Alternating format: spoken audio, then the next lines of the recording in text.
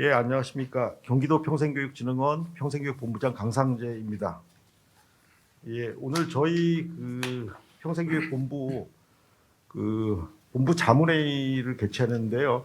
저희가 올해 새로 구성된 자문위원 약 50분이 계시는데 원래 이분들을 모시고 크게 자문회의 행사를 저희가 할까 했는데 코로나19 관계로 사실 그렇게까지 저희가 못했습니다 올해.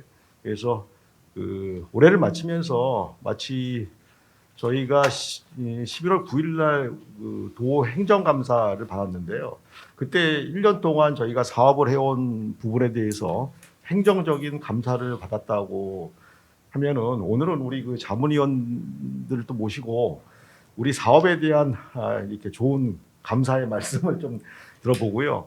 또 지난번 우리 자문 컨설팅 회의도 경기도 시군 자문 컨설팅 회의 때 이수 교수님께서 오늘 이제 자장을 맡아주실 이수 교수님께서 굉장히 좋은 말씀. 올해를 지나면서 이제 내년을 맞이하는 단계에서 경기도 평생교육이 무엇을 할 것이냐. 그때 이제 모토로 제시해준 말씀이 오늘 우리 토크 콘서트의 주제인 이드 코로나 리커버리 로드맵 프로젝트입니다. 그래서 각각의 경기도 평생교육 전체에 대해서 우리가 코로나를 극복하는 사업 방향이 뭐고, 그리고 코로나를 극복하기 위한 우리의 구체적인 사업 전략이 뭐냐, 이런 얘기를 우리가 한번 다 같이 할 필요가 있다, 이런 말씀을 하셨어요. 그래서 저희도 다 좋은 말씀이다. 우리가 다 같이 포스트 코로나, 이드 코로나에 우리가 평생교육의 각 분야가 어떤 일을 해야 될지 한번 다 같이 얘기를 해보자. 그래서 좋은 자문의 기회를 한번 달라고 말씀드렸고, 우리 또 이수 교수님이 흔쾌하게 또 이렇게 자장을 맡아주시고 오늘 다 같이 이제 분야별로 자문을 하는 시간을 갖게 됐습니다.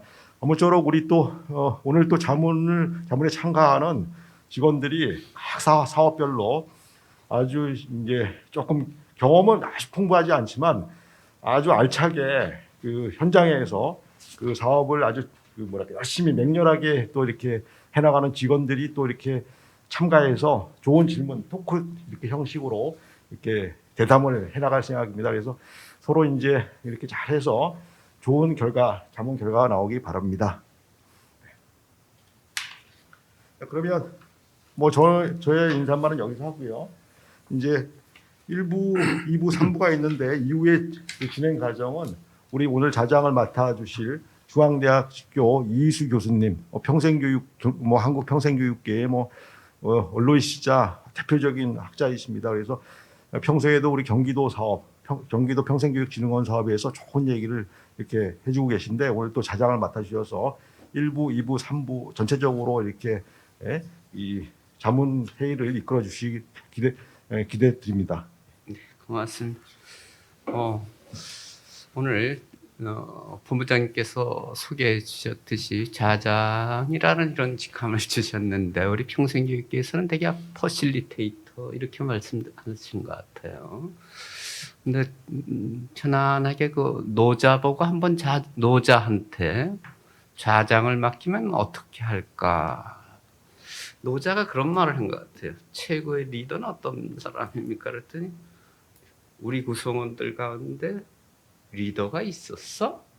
하면 그 사람이 최고의 리더다. 그래서 좌장은 보이지 아니하고 우리 질의하신 분들과 자문하실, 예를 들면 옆에 우리 김수진 부회장님이 보이면 그건 최고의 자장이다.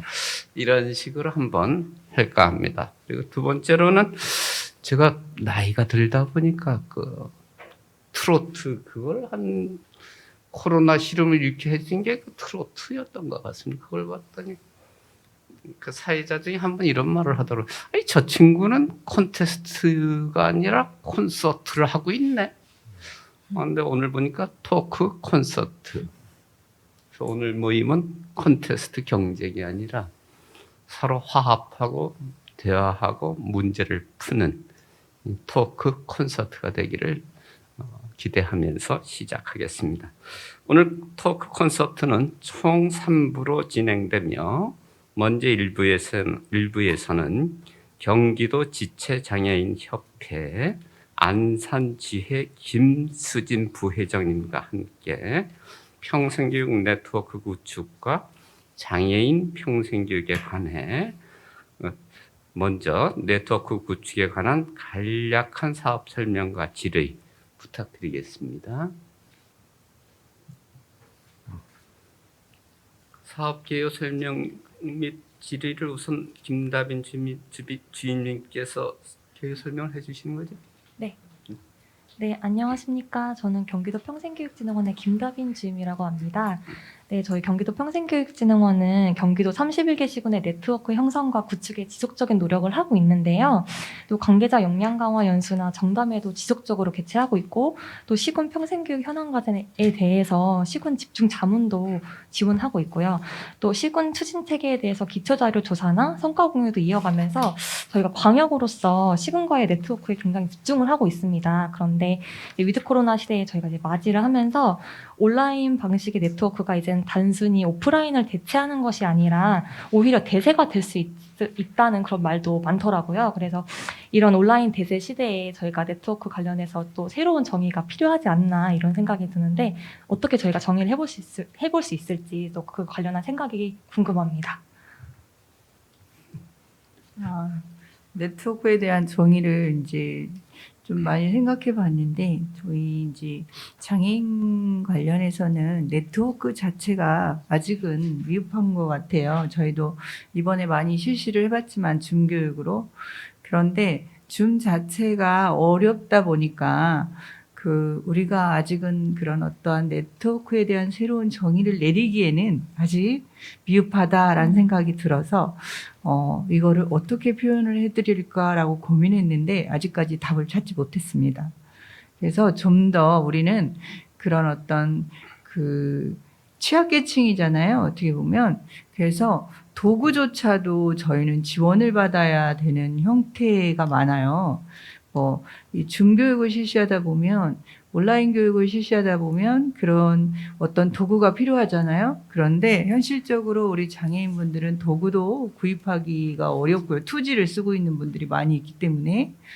그리고 기계 자체를 다루는 것조차도 어렵기 때문에 일일이 누군가 도움을 줘야 하는 그런 형태가 있다 보니 꼭 누군가 그 옆에서 지원사가 있어서 그것들을 해결해 줘야 하는 시스템을 갖춰야 되는, 그리고 그 다음에는 그것들에 대한 이해를 할 수 있는 이해 교육부터 시작을 해야 하기 때문에 저희의 네트워크 구축이라는 것들은 아직은 생소하다라고 말하고 싶습니다.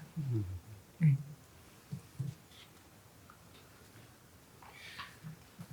네트워크에 대해서 제가 한마디 해도 될까요? 네. 제가 좀 네. 나이가 있다 보니까 네네. 박정희 대통령부터 문재인 대통령까지는 다 기억을 하는 것 같아요. 그 네트워크의 그 행정학자들이 이렇게 얘기합니다. 저희 때는 그냥 박정희 대통령의 준말을 박통 이렇게 했던 것 같아요. 그건 달리 말하면 통치의 시대.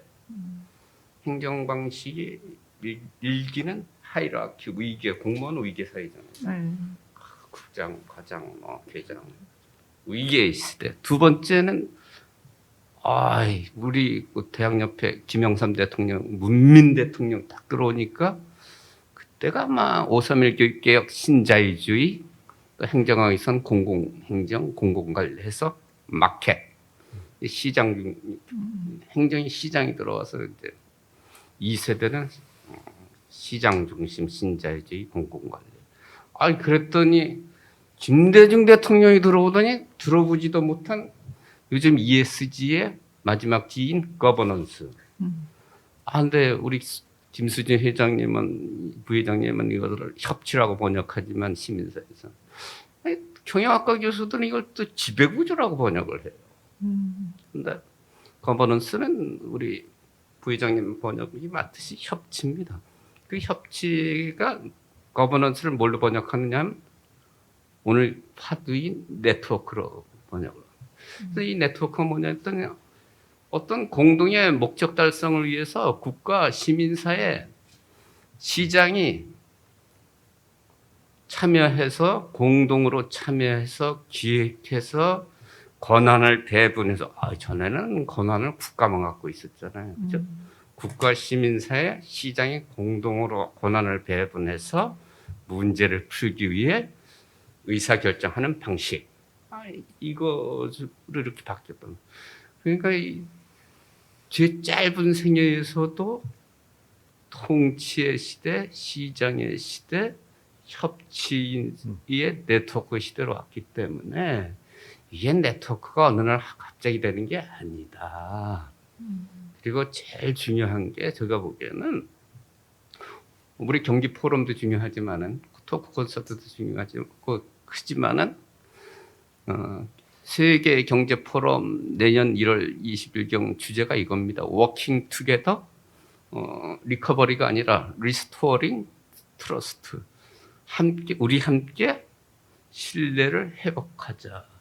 이게 코로나가 망쳐버린 게 이게 신뢰입니다. 왜? 안 만나는데 쳐다보지도 않는데 그동안 쌓였던 신뢰가 이 망가진 거예요. 그래서 제가 보기에는 네트워킹의 가장 중요한 첫 단추는 신뢰다. 신뢰는 그냥 안 된다. 신뢰는 자본이기 때문에 시간이 걸린다. 그래서 일단은 조금씩 이렇게 우리 지금 2, 4, 6명이 만났죠. 만나서 신뢰가 쌓이고 관계가 형성되고 그리고 문제를 해결해 본 역사가 축적되면은 네트워크 3단계로 갈 것 같다. 이런 생각이 들었습니다. 제가 좀 끼가 들었습니다. 아닙니다. 감사합니다. 보충 설명 감사합니다. 네, 그럼 김다빈 선생님 네. 뭐 또 더 추가로 뭐 네. 추가로 궁금한 거는 저희가 이제 코로나 오기 전에는 뭐 간담회나 정담회나 당연하게 다 대면으로 다 만나서 행사를 했었는데 이제 코로나 오면서 어쩔 수 없이 이제 온라인으로 대체가 됐는데 이게 또 장단점이 다 있고 이게 좀 점점 편안해지는 부분도 있더라고요. 혹시 다시 우리가 예전으로 대면 행사로 다시 돌아갈 것인지 위드 코로나가 되면 아니면 온라인으로 지속적으로 갈 것인지 아니면 저희가 좀 또 다른 새로운 소통 방식이 또 생겨날 것인지 어떻게 전망하시는지도 궁금합니다. 저는 뭐 다시 돌아가기에는 이제 쉽지 않을 것 같고요. 그냥 이제 뭐 대면과 비대면, 온오프라인이 같이 동시에 이루어지지 않을까 싶어요. 그래서 또 다른 새로운 어떤 문화가 만들어지지 않을까라고 생각합니다. 감사합니다. 제가 그 부분에 조금 저는 원래 네트워킹 저보고 하라는 건지 알았었습니다. 네, 맞습니다. 아니 두 분 다 하셔서 상관없어요. 네. 네.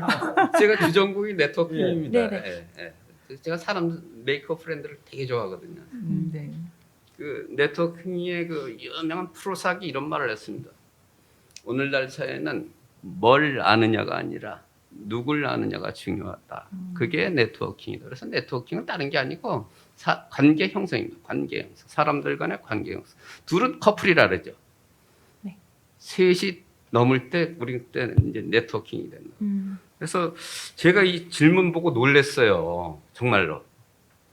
뭐냐 하면 네트워크가 더 이상 오프라인 모임을 할 수 없어 대체하는 게 아니라 대세가 될 것이다. 야, 이 양반 누군지 한번 질문한 사람 저한테 좀 이메일 좀 보내주세요. 대체가 아니라 대세가 될 것이다. 저는 내용보다도 이건 기자 출신이거나 국어국문과 출신이거나 이 언어 감각이 대단한 분이다. 대체가 아니라 대세다. 작은 차이가 명품을 만든다 그래서 이건 최근에 요즘 나오는 위드 코로나 시대 이런 말을 했습니다. 그리고 여러분들 다른 거는 다 잊어먹어도 좋은데 11월 10일 유네스코가 평생교육에 바이블하면 72년도에 나온 존재를 위한 학습이었잖아요. 러닝 투비. 2차 보고서가 25년 주기로 나오고 96년도에 나온 러닝 더 트레저 위드인 학습 우리 속에 감추어진 보물이었죠. 이번 21년 11월 10일 유네스코가 내놓은 3차 보고서의 제목이 뭐냐 하면 리이매지닝 제가 발음이 좀 안 좋습니다. Our futures together. 우리의 미래를 함께 다시 상상하기. 부제가 더 좋아요. The new social contract for education. 교육을 위한 신사회계약. 이게 뭐냐면 우리의 미래를 함께 다시 상상하자. 결론은 뭘 만들어야 된다고? 이 위드 코로나 시대 리커버리 로드맵, 달리 말하면 경기도 평생교육 회복을 위한 신사회계약서를 다시 한번 만들어 보자. 이런 쪽이었는데 제가 보면은 여기서 뭐가 제일 중요한, 거기에 핵심이 이런 말이에요. 교사가 중요하다. 기술이 교사를 대체하지는 못한다. 거기 보면 단어를 replacing 이런 단어를 썼어요. 근데 여기에도 보면 뭐죠? 대체가 아니라 대세다. 그렇지만은 기술이 교사를 대체할 수는 없다. 기술이 평생교육사를 대체할 수는 없다. 기술이 사람을 대체할 수는 없다. 클라우스 슈밥이 4차 산업혁명의 키워드를 한 단어만 가르쳐 주세요 했더니 대답이 이거였죠. 4차 산업혁명의 주인공은 테크놀로지가 아니라 휴머니티입니다. 인간입니다. 인류입니다. 인간성. 이런 점에서 보면은 기술에 너무 종속되고 기술 편의주의적으로 가다 보면은 위드 코로나 시대가 왔는데도 사람을 잊어버리게 된다. 그래서 저는 조금씩 규모를 작게 번역별로 나눠서 이렇게 사람들 간의 모임을 계속해 나가야 할 것이다. 그것이 저는 그 첫 번째 질문에 대한 그 답변이라고 보고, 두 번째 그 정담회 뭐 관계자 역량 강화 연수 시군 사업 자문회 실무자급 정담회 과장급 정담회, 이게 경기도 평생교육 네트워크 사업이라고 그리고 뭐 좀 다른 형태 뭐 없느냐는데, 우리 저 본부장님 계시고 우리 뭐 정말로 실력자 중에 실력자인 우리 이인주 실장님 계시면, 제가 보기에는 냉혹하게 말하면 이거는 네트워크는, 저보고 정의를 내리라고 하면 네트워크는 이 영역, 사업, 내용이 아니라 절차고 방법이고 정신이다. 나는 네트워크를 사업으로 접근하지 말고 정신으로 대우하고 방법지지 내용지가 아니다. 나는 네트워크는 모든 사업에 관통되고 관철되는 정신이자 절차지. 역량 강화 연수, 이거는 연수 사업이지 이게 무슨 네트워킹입니까? 그 연수 사업을 우리가 어떻게 해나갈지 이해관계자들이 모두 모여서 함께 기획하고 참여해서 이루어 나가는 과정, 그게 나는 네트워킹이지. 연수 사업, 역량 강화 연수, 그건 사업이지 네트워킹은 아닐 것 같다. 그런 점에서 나는 전체 사업을 우리가 같이 모여서 어떻게 해결해 나갈 것이냐 하는 이러한 기획과 이런 절차와 방법이지 내용 중심 접근은 아닐 것 같다. 이게 제 답변입니다. 이제 네, 그만할게요. 감사합니다. 근데 또 뭐 시간 관리는 좀 알아서 해주십시오. 네, 이제 다 마쳤고 넘어가면 될 것 같습니다. 네, 그러면은 장애인. 저기 이제 장애인 평생교육이 시간이 끝났나요? 아니 우리 하나 네, 있어요. 아직 있죠. 네. 네. 장애인 평생교육이 제일 평생교육법에 보면요, 구조가요, 문해교육이 별도의 챕터로 굉장히 중요하지만은 내용상으로 다 들어간 거는 장애인 평생교육. 그리고 부설기관 비슷하게 국가 장애인 평생교육 진흥센터가 있는 거는 역시 장애인 평생교육. 그래서 우리 김수진 부회장님께서 그래서 장애인도 유형별로 다양해요. 나 장애인 평생교육도 내용 중심으로 접근하기보다는 그 문제를 해결하기 위해서는 특수교육도 있고 사회복지도 있고 심지어는 의료 쪽, 의료, 간호부, 보건복지도 있고 평생교육도 있고 상당히 다양합니다. 그래서 그 문제를 풀 열쇠는 네트워킹인 것 같아요. 알겠습니다. 말씀 질문을 주시죠. 해주시면. 질문 주시고 답변 답변이 아니라 그 거기에 대한 문제를 생각을 어떻게, 찾아가는 과정을 이주래 선생님께서 네, 맞습니다. 네, 저 너무 좋은 말씀 감사드리고요. 네, 저희 장애인 평생교육 사업 간략하게 소개드리고 질의 넘어가겠습니다. 저희 경기도 평생교육진흥원에서는요, 장애인 평생교육 프로그램 개발 및 시범 운영 사업 하나, 장애 유형별 평생교육 프로그램 강사 양성 및 파견 사업 하나 이렇게 총괄적으로 2개 사업을 추진을 하고 있고요. 프로그램 개발 및 시범 운영 사업은 19년부터 추진을 하기 시작해서 현재까지 이뤄지고 있고요. 올해까지 총 개발되고 있는 사업은 12개로 개발이 되고 있는 중입니다. 네, 이에 따라서 몇 가지 좀 제가 궁금한 것들을 좀 질의를 드리고자 하는데요. 위드 코로나 시대에 이제 디지털 전환과 4차 산업혁명이 계속 가속화되고 있습니다. 이에 따라서 비대면 수업, 메타버스 등 이런 IT 사업을 평생교육과 접목시켜서 하는 곳이 많아졌는데요. 솔직히 장애인 대상으로는 접목시키는 것이 좀 어렵다고 생각을 했습니다. 그래서 좀 질의를 드리는 것이 장애인 대상으로 접목을 시킬 수 있는지, 접목을 시킬 수 있다면 어떠한 방식으로 접목을 시키는 게 적합할지 좀 궁금하여 질의를 드리게 되었습니다. 네. 이제 그 부분에 대해서 저희가 이제 비대면 메타버스 교육 방식은 솔직히 아까 전에도 말씀드렸듯이 장애인분들에게 제 생각에는 저는 이제 노인 장애인분들이 더 많거든요. 그리고 이제 지체장애인 유형이다 보니 그쪽에 이제 제가 알고 있는 쪽에서는 할 수 없다라고 했어요. 솔직히 할 수 없다. 그렇게 생각했는데 제가 이제 발달장애인 쪽에서 근무하고 계신 평생교육사나 또 이제 우리 장애인분들의 어떤 나무학교라고 아시죠? 그 검정고시를 운영하고 있는 거기에 평생교육사와 제가 좀 토론을 했어요. 토론을 하는 결과 할 수 있다. 충분히 할 수 있다. 하지만 거기에 따른 교육이 필요하다.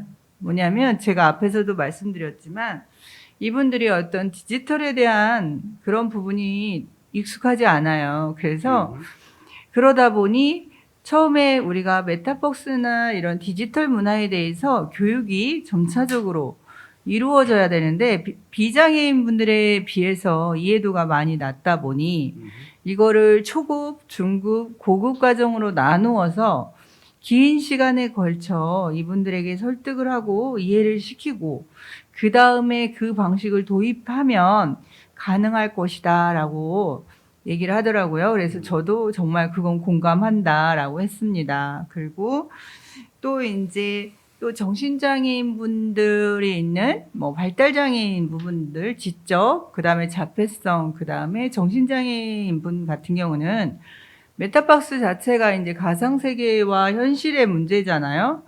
과연 그들이 가상과 현실을 얼마 정도나 이분들을 구분하고 그것들을 받아들이고 나아갈까가 좀 염려가 되는 부분들이 있어서 그런 부분이 있을 때 또 문제되는 여러 가지 문제거리들을 우리가 어떠한 방식으로 그 문제들을 해결해 나갈 것인지도 고민을 좀 해봐야 될 것 같다라는 생각이 들었고요.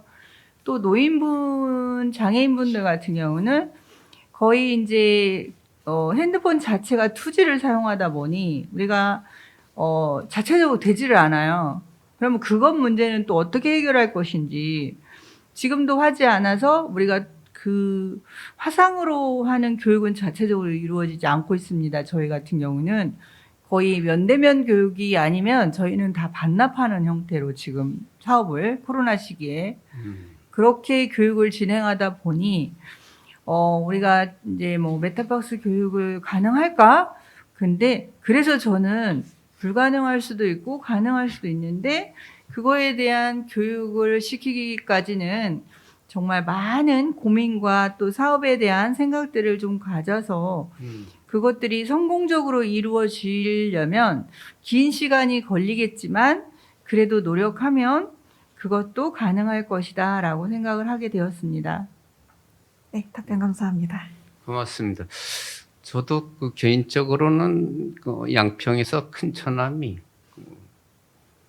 발달장애인 천사의 집이라 큰 사회복지 시설을 해서 저도 후원하면서 자주 갔는데 그분들을 보고 하나 느낀 건데 그래서 그 평생교육이라는 게요. 요즘 유행어가 그거죠. 베리어 프리. 네. 베리어 프리 설계. 무장애 설계. 학교 교육이라는 게 뭘로 학교 교육은 사실은 지금까지는 독점이었거든요. 잘해서 독점적 지위를 누린 게 아니고 장애를 가지고 장소, 여기에 와야 돼. 학교 시간 9시부터 5시 요 시간대에 와야 돼. 교사, 자격증 있는 교사한테만 보여야 돼. 내용, 국가교육과정. 이게 바로 뭐냐 하면은 이걸 극복하기 위한 게 평생교육인데 그 이념이 보편적 평생교육이 언제나 누구나 어디서나 뭐든지 난 이게 무장애 평생교육의 뭐 건물 설계가 중요한 게 아니고 이런 점에서 보면은 이 베리어 프리 교육도 이 지금까지는 너무 이 설계 중심으로만 이 접근한 것 같다 건물 중에. 그래서 우리 경기도 평생교육은 이걸 달리 말하면 보편적 평생교육이다. 보편적 평생교육이 무장애 교육이다. 뭐 발달장애인 뭐 장애인 뭐 4가지 유형별 접근이 아니고 모든 사람 저도 장애 갖고 있습니다. 다 장애 있어요. 장애는 보편적 특성이에요. 인간이면. 그거를 보완해 주는 게 뭐라고요? 보완제지 대체제가 아니라 보완제가 바로 지금 우리 기술에 의존하잖아요. 목소리가 작으니까 마이크 쓰는 거고. 그래서 기술은 보완제지 대체제가 아니고 그다음에 우리의 장애를 극복해 줄 수 있는 좋은 거예요. 그리고 이거는요. 장애자한테는 적용이 안 된다. 천만의 말씀. 더 도움이 되죠. 더도. 요거의 그 가장 좋은 그 베스트 프랙티스가 어디에 있느냐 하면요. 제가 2년 전에 경상북도 경주시 평생교육 종합발전교육 하다 보니까 거기 가보니까 국가 차원에서 어마어마하게 시설 장비 재정 지원을 해가지고 장애자를 위한 이 기술을 어떻게 활용해서 그분들의 학습 이런 걸 도와줄 수 있는지 교육과 복지 기술 이것이 하나의 트라이앵글이 돼가지고 도와주는 참 좋은 시설이 우리나라의 그 경주에 있거든요. 그걸 한번 보여주세요. 그러면 해결될 겁니다. 또 저기 부회장님 아직 두 번째 질문이 또 있어요. 네, 맞습니다. 편안하게 하십시오. 네, 두 번째 질의 드리겠습니다. 예, 50분까지는 아직 뭐 시간 좀 네, 저희가 19년부터 장애인 평생교육 프로그램을 개발을 하고 있는데요. 19년도에는 문화예술 분야로 6종, 20년도에는 소프트웨어 교육 분야로 2종, 이렇게 총 8종을 개발 완료했고요. 현재 추가적으로 4종을 더 개발을 하고 있습니다. 이에 내년도에도 이제 계속적으로 프로그램을 개발을 하고 싶은데요. 내년 프로그램 개발 주제로서 현 트렌드와 현장에 적합한 프로그램 개발은 어떠한 것이 있을지 좀 어렵겠지만 타 시군과는 좀 독특한 경기도 평생교육진흥원만의 특수성을 보유한 그런 주제가 있을지 질의를 드립니다. 그렇게 하니까 이게 너무 광범위해가지고 제가요 어떻게 찾기가 참 그렇더라고요. 이게 너무 주제가 너무 광범위해가지고 네. 그래가지고 제가 막 다른 시군지에서 운영하고 있는 것들도 좀 찾아보기도 하고 했지만 그냥 제가 이제 느끼는 걸로 말씀드리는 게 편할 것 같아요. 제가 느끼기에는 장애인분들이 가장 선호가 높은 게 뭐냐면 재활치료를 도울 수 있는 프로그램.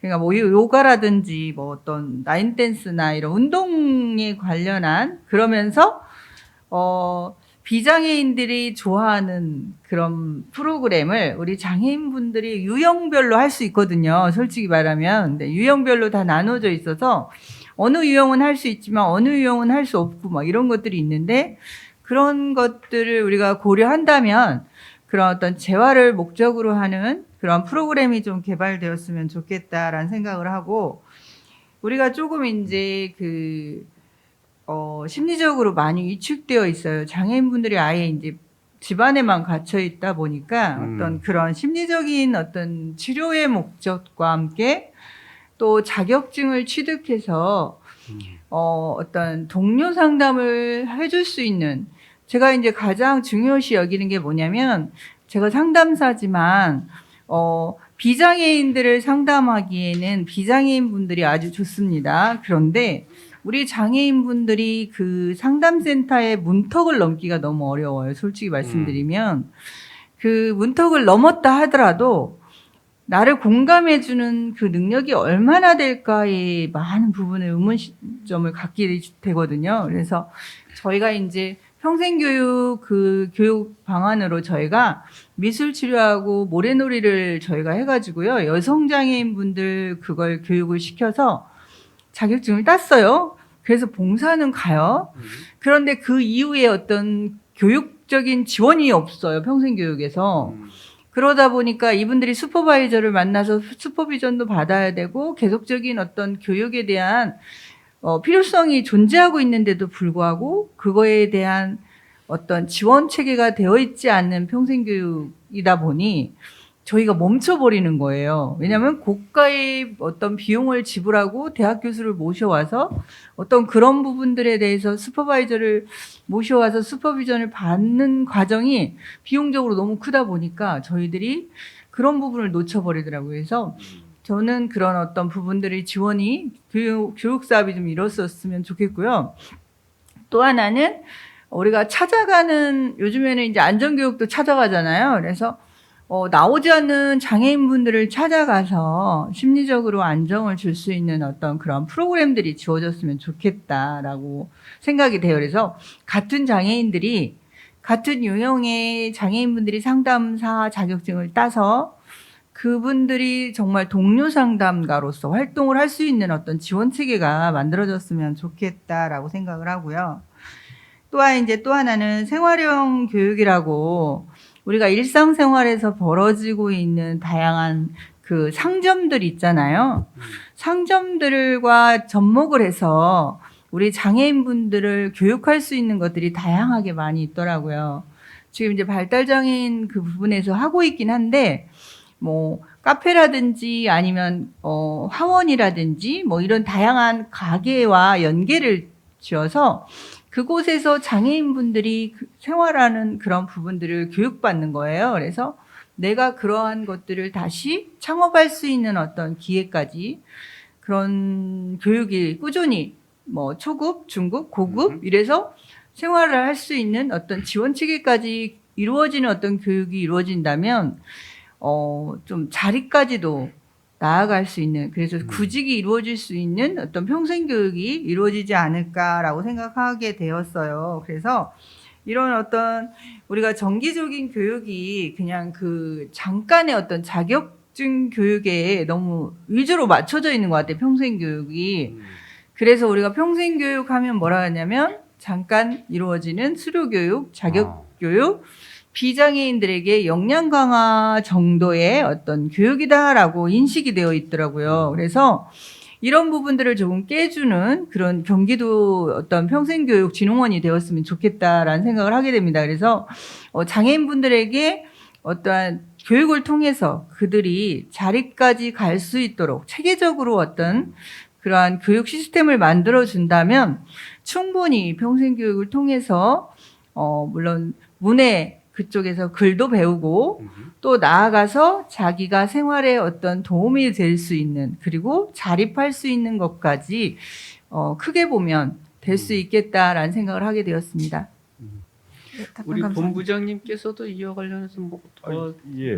뭐 저도 뭐 궁금한 거 혹시 의견을 한번 같이 구해보고 싶은 게 이게 뭐 굉장히 요원한 얘기 같습니다만 좀 전에 우리 이수 교수님 말씀하신 굉장히 중요한 말씀 같아요. 우리 소위 이제 장애인 교육의 평생 교육에서 교육에 예를 들어 가지고 최종적인 사실 형태와 내용이 뭐가 돼야 될 것이냐라고 보면 저도 고민하는 게 결국 무장애 교육이다. 그러니까 결국은 장애 비장애가 가리지 않는 영역과 내용성이 확보되면 된다.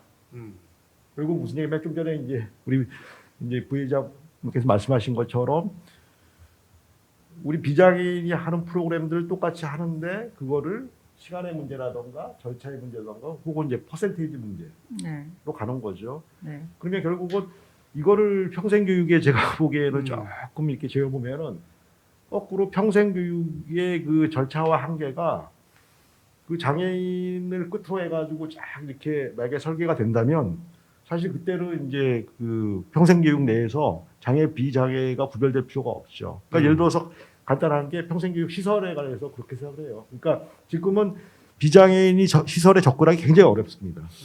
근데 평생교육 시설 우리가 만들 때 지금 있는 시설을 우리가 소위 말해서 요새 얘기하는 유니버설 디자인으로 해놓으면 일단 뭐 장애인, 비장애인 그리고 어르신들이 굉장히 편하게 접근할 수 있는 거죠. 그러니까 평생교육 시설 자체를 장애, 비장애 가리지 않고 모두가 접근할 수 있는 그런 정도의 시설을 만들고 그 다음에 프로그램, 그 다음에 강사 이렇게 나가서 우리가 설계를 하면 실제로 가장 좋은 그러니까 비장애인을 위한 장애인을 위한 프로그램이 아니라 결국 이런 가장 어떻게 보면은 그 장애인을 대상으로 해가지고 보편적으로 이루어질 수 있는 어떤 평생 교육의 어떤 시설과 프로그램과 어떤 인력이면 장애인은 비장애인까지 당연히 포함하는 형태의 우리가 이제 이수 교수님 말씀하신 비장애 교육의 형태가 되지 않을까 생각하는데 저는 이제 이게 우리의 요원한 목표 지점이 아닐까라고 생각하는데 어떻게 좀 보세요. 그래서 그거를 또 이제 그런 부분하고 그거를 위한 뭐 그게 당장 쉽지는 않을 가 봐요. 그럼 당장 이제 저희가 해야 될 역할들. 그러니까 저희가 이제 지금 안 그래 생각하고 있었던 게 저희가 이제 작년에 교육부에서 설계한 그 시도마다 이제 장애인 거점 기간을 이제 하나씩 했거든요. 근데 그 장애인 평생 교육을 이래들이 알아서 책임져라라고 해서 경기도 장애인 평생 교육을 저희가 이제 지금 책임지고 합니다. 그래서 이제 하게 돼 있어요. 그래서 저희가 경기도 장애인 거점 기관으로 평생 교육 거점 기관이 지정됐는데 실제로 우리가 하는 사업은 한 2개 정도 강사 양성하고 프로그램 개발해서 한 2-3개의 프로그램과 한 3-4개의 강사 양성 프로그램을 가지고 이거를 이제 경기도에 부분적으로 수요처가 있으면 해주는 정도로 사실 어떻게 보면은 굉장히 상징적인 사업을 하는 거죠. 네. 어떤 굉장히 약한 이제 이런 부분에서 우리가 거점 기관으로서의 역할이 뭐 과연 이게 이 정도 해가지고 되는 거냐라는 사실 어떤 문제 제기 아니면 뭘 좀 했으면 좋겠냐라는 어떤 그런 질문을 좀 드리고 싶습니다. 저는요, 아까 이제 장애와 비장애, 제가 이제 장애인식 개선교육 강사이다 보니까 이제 교수님이 아까 말씀하신 것처럼 뭐 누구나 장애인이 다 있다라고 말씀하시는데 그 표현은 조금 잘못되었고요. 누구나 장애로부터 우리는 자유롭지 않은 거예요. 우리가 나이가 들면서 신체적인 어떤 장애로 인해서 우리가 노화로 인해서 장애가 될 수도 있고 질환으로 또는 우리의 어떤 사고로 우리가 언제든지 장애가 될 수는 있어요. 근데 이제 우리 진흥원은 우리 본부장님의 말씀처럼 저는 이제 어떤 비장애인과 장애인 근데 우리가 유니버셜 디자인 아시죠? 유니버셜 디자인이 장애와 또 임산부, 노인, 약자에 대한 그런 어떤 생각에서 이제 출발을 하게 됐잖아요. 근데 전 평생교육도 마찬가지라고 생각합니다. 우리가 약자한테서 먼저 이 프로그램을 기초를 맞추고 가다 보면 비장애인들은 거기에는 너무 수월하게 가시거든요. 그리고 편안하게 갈 수 있습니다. 근데 우리가 이제 만약에 비장애인한테 맞춰진 어떤 교육 프로그램을 맞추다 보면 임산부나 어떤 취약계층에는 어려워요, 다가가기가. 그래서 저는 교육의 기초는 우리가 취약계층이나 약자한테 맞춰지면 그 다음에 있는 비장애인 분들은 당연히 너무 편하게 할 수 있다라고 생각하기 때문에 저는 그래도 장애와 비장애를 구분하는 것이 뭐 저는 별로 바람직하지는 않지만 그래도 우리가 교육의 어떤 이념적인 부분에서 볼 때 평생교육에서 저는 약자한테 먼저 이런 프로그램을 맞추다 보면 그 다음 자연스럽게 풀어져 나가는 문제라고 생각합니다. 네, 고맙습니다. 교육학과에서는 그 필수 과목으로 그 특수교육을 배웁니다. 특수교육에 보면 제가 번역을 하다가 메인 스트리밍 에듀케이션이 나와가지고 성주류화야 이 주류화 교육인가 했더니 이 통합 교육이라 그러대요. 네네. 그래서 장애 비장애가 한 교실에서 배우는 이 통합 교육.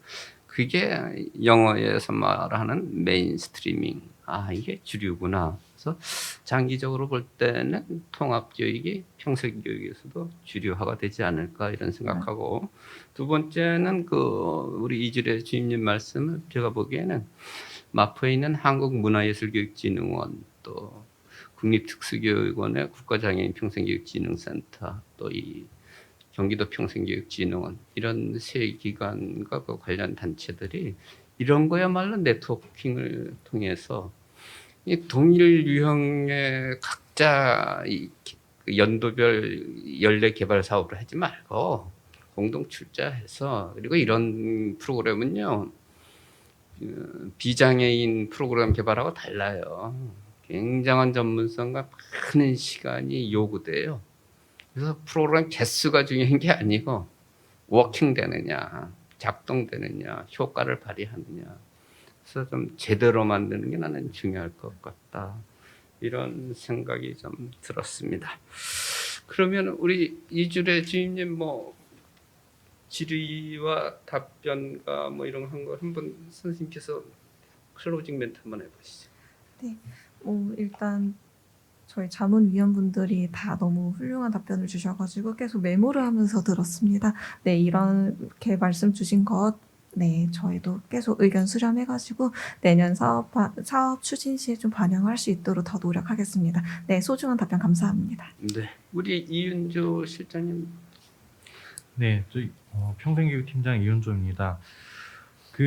아까 이희수 교수님께서 제가 이제 또 내년 사업에도 준비를 해야 되는 상황에서 또 이렇게 좋은 말씀을 많이 주셨는데 이 네트워크 사업에 대해서 정리를 해주셨어요.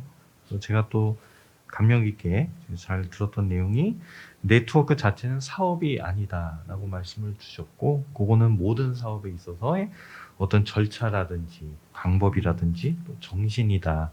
라는 표현을 주셨거든요. 그래서 내년에 저희가 사실은 네트워크 사업에 보면은 그 정담회가 있고 또 자문 지원이 있고 또 역량 강화 연수가 있고 또 성과 공유의 어울림 콘서트가 있어요. 그래서 그 중에서 역량 강화 연수는 좀 네트워크와 맞지 않다고 표현을 하셔서 이게 또 내년에는 저희가 가칭 경기도 평생교육 연수센터가 새로 런칭이 됩니다. 그래서 이러한 관련해서 솔직히 이제 새롭게 런칭이 되다 보니까 제가 또 마지막으로 좀 여쭙고 싶은 게 있어요. 그래서 경기도 평생교육연수센터의 어떤 이런 좀 저희가 이제 국가와 또는 저희 경기도 시도의 역할도 있을 텐데 어떤 이런 방향성이라든지 또 이걸 또 어떻게 좀 이끌어 나갔으면 좋겠다. 간략하게만 좀 말씀 부탁드리겠습니다. 우리 아니요. 제가 할까요? 네.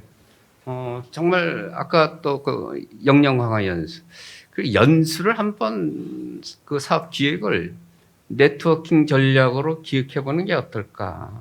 그거를 외부 또 정책 연구 용역 주지 말고 이윤주 실장님이 중심이 돼가지고 이해관계자들 뭐 국평원 뭐 관계자 해서 한번 이 일종의 컨소시엄 형태로 이 기획을 해보는 거예요. 그리고 여기에 보면 추가 질의에 이와 관련된 게 있는데 시군 잦은 인사 이동으로 네트워크 발전이 아닌 늘 형성 혹은 구축에 머물러 있는데 이를 극복할 수 있는 방안이 저도 이 질문 한 사람 엄청난 전문성이 있다고 봐요. 제가 했습니다. 그렇죠. 왜냐하면 네트워킹도 발전 단계가 있는데 이걸 그룹 디벨롭먼트 집단 발달 단계에 5단계가 있죠. 첫 번째는 포밍, 우선 형성기, 연수기간 경기도 역량 강화, 평생교육 관계자 역량 강화를 위한 연수센터 설립 운영 방안. 이걸 하기 위해서 이제 이해관계자들을 모아야 되겠죠. 포밍, 형성기가 있어요. 형성을 했더니 국평원, 도청, 경평원, 서평원 뭐 각종 이해관계자들을 다 많으니까 이 딴소리만 해다가지고 이 잡음이나 그걸 스토밍, 경랑기가 모임 만들어 놓으면 쌈박질만 하더라. 이래가지고는 이게 안 되겠다. 그래서 세 번째로 나온 게 노밍, 규범기. 그라운드 룰을 만들어야 되겠다 이거.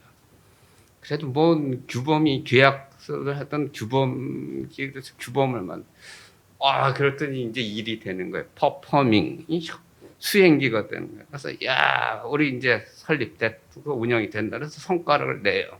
그다음에 이제 마지막 단계에서는 어조닝, 이제 사요나라 하면서 이제 헤어지는 거 이제 해산기. 이런 이 네트워크도 이 발전 단계가 있으니까 우리 굉장히 좋은 사업이니까 그거를 연수야말로 받고자 하는 사람, 그 후원하고자 하는 사람, 주체기관, 그것도 시설이 강한데 인력이 강한데 자금이 강한데 정보가 이런 이해관계자들의 그래서 네트워크의 그 DNA는 스테이크홀더스라고 그래요. 이해관계자, 이 스테이크홀더스 캐피탈리즘 이게 어디에 표냐면 세계경제포럼의 클라우스 슈밥 그 세계경제포럼의 DNA가 뭡니까? 했던 그 양반이 우리는 스테이크홀더스 캐피탈리즘입니다. 이렇게 이해관계자 자본. 그래서 우리도 요 연수원을 설립 운영방을 어떤 예를 들면 경기연구원한테 용역 주지 말고 우리 이해관계자들이 이게 그래서 이 단계별로 그리고 제가 보기에는 이분께서는 늘 형성 구축 단계에 있다는 게 형성기에 있다는 게 가장 낮은 단계. 그럼 두 번째 뭘 못 넘었느냐 하면은 경랑기, 스토밍기 그걸 못 넘은 거예요. 그걸 못 넘은 이유는 규범을 안 만들었기 때문이래요. 규범을 만들고 나면 성과를 내는 거예요. 그래서 이것도 그 네트워크도 이런 발전 단계가 있으니까 그리고 그러면 왜 자주 이렇게 매번 반복되느냐? 그럼 반복되지 않게 하려면은 두 가지 중에 하나예요. 인사이동이 잦지 않게 하라. 인사이동이 잦는 것은 그거는요. 행정 공무원이 잦아요. 평생교육사는 안 잦아요. 그러면 평생교육사 전문직 중심으로 이렇게 하고 그래서 이렇게 이원한다든지 이런 방안을 강구하면 될 것이다. 그리고 이런 유명한 말이 있습니다. 전쟁에서 이기려면 작은 전투에서 자주 승리를 맛보게 하라. 그러면 너무 대형화하지 말고 네트워킹도 작은 걸 내서 이거 형성 단계에서 끝나지 말고 사요나라 단계까지 가게 기획을 해서 그렇게 해가지고 작은 성공을 자주 맛보면은 큰 일을 전쟁에서도 이길 수가 있다. 이게 그 전략입니다. 그래도요. 아직 3분이 남았습니다. 우리 부회장님께서 그러면 총 자문이시니까 마무리해서 55분에 끝내고 5분간 또 다음 2부 세션을 위한 준비 이렇게 하도록 하겠습니다. 네. 아니, 추가 질문에 제가 질문을 안 하셔가지고 추가 질문에 보면 이제 뭐 현장 전문가들의 네트워크에 대한 것들을 얘기하시는데 좀 네트워크를 주도적으로 이끌어갈 주체 기관이 좀 있었으면 좋겠다라는 의견을 주셨어요. 그래서 그런 부분들이 좀 잘 이루어져서 우리가 어떤 평생교육에 관한 그런 것들이 원활하게 잘 이루어졌으면 좋겠다라는 생각을 하게 되고 또 강사 양성 파견 사업에 대해서는 이게 너무 복잡하다 보니 우리가 사업을 하다 보면 자꾸 수정할 상황들이 발생하는데 이럴 때마다 이렇게 돌려 오다 보니 결국은 뭐냐? 원래 사업 계획대로 해라. 수정이 안 된다는 얘기죠. 그래서 이런 기관이 좀 제대로 잘 구축이 되어서 담당 그런 어떤 주도적인 그런 기관이 맡아서 그것들을 진행해 줬으면 좋겠다라는 생각을 하게 됩니다. 저도 사업을 진행하다 보니 수정을 해야 되는데 수정을 못 하겠더라고요, 계속. 이게 너무 복잡해가지고 이 강사 부분에 좀 수정 좀 해주세요. 강사가 갑자기 빠져요. 이렇게 중간에 가다가 날짜가 안 맞아요. 막 이래갖고 이런 상황들이 발생을 하면 이런 부분들이 가장 문제가 될 때가 있고요. 또 하나는 뭐냐, 비장애인 분들이 강사로 들어오는 경우가 많이 있다 보니까 딱 와서 느끼는 게 뭐냐, 어떻게 해야 돼요? 이렇게 얘기해요. 그러면 저는 이제 이쪽에 있다 보니 제가 또 설명을 또 다 해드리고 근데 제가 맡은 구역은 제가 그렇게라도 하지만 다른 기관에 가서 장애인분들을 교육하고 있는 강사분들은 기본적으로 우리가 평생교육 장애인 인식 개선 교육이 따로 있잖아요. 강사가. 그런 것들을 갖췄으면 좋겠다라는 생각을 하게 됩니다. 그래야지 어떤 학습자들의 이해조차도 하지 못하는 상태에서 그냥 강의를 한다? 그런 자체가 되어 있지 않은 것 같아요, 현재는. 그래서 그런 부분들을 조금 신경 써서 강사 양성을 해주셨으면 좋겠다라는 말씀을 드립니다. 그래서 오늘 이렇게 귀한 시간을 허락해 주셔가지고 제가 그동안에 하고 싶은 말들이 많았는데요. 장애인 그 평생교육에 대해서 정말 하고 싶은 일들이 많았어요. 너무나 적은 금액의 지원과 함께 학습은 길게 하라 그러는데 길게 할 수는 없어요. 그리고 장애인분들은 학습하러 나오면 너무 신나하세요. 왜? 내가 나올 곳이 없거든요. 그런데 나를 불러주는 곳이 있다는 게 너무 행복하다는 거예요. 그래서 그런 학습들이 계속 이루어져서 물론 뭐 앞으로 더 전진해가고 취업까지 가는 것도 중요하겠지만 정서적인 어떤 안정감들 그리고 자존감 회복하는 이런 부분들에 대해서 또 여가 활동을 할 수 있는 부분에 있어서 이런 부분들이 자꾸 지원해주고 학습이 이루어질 수 있다면 장애인분들은 아마 정말 정서적으로나 또 자존감 부분에서나 또 경제적인 어떤 자립까지도 이런 부분들이 훨씬 원활하게 이런 평생 교육을 통해서 자기 역량을 펼쳐나갈 거라고 생각합니다. 이상으로 감사합니다. 네, 감사합니다. 고맙습니다. 그럼 다음 2부에서는 경기도 평생교육 플랫폼을 찾아가는 배움교실 디지털 평생교육을 주제로 한국외국어대학교 임동욱 교수님과 경인교육대학교 이재호 교수님과 함께 찾아뵙겠습니다. 감사합니다. 감사합니다. 감사합니다. 고맙습니다.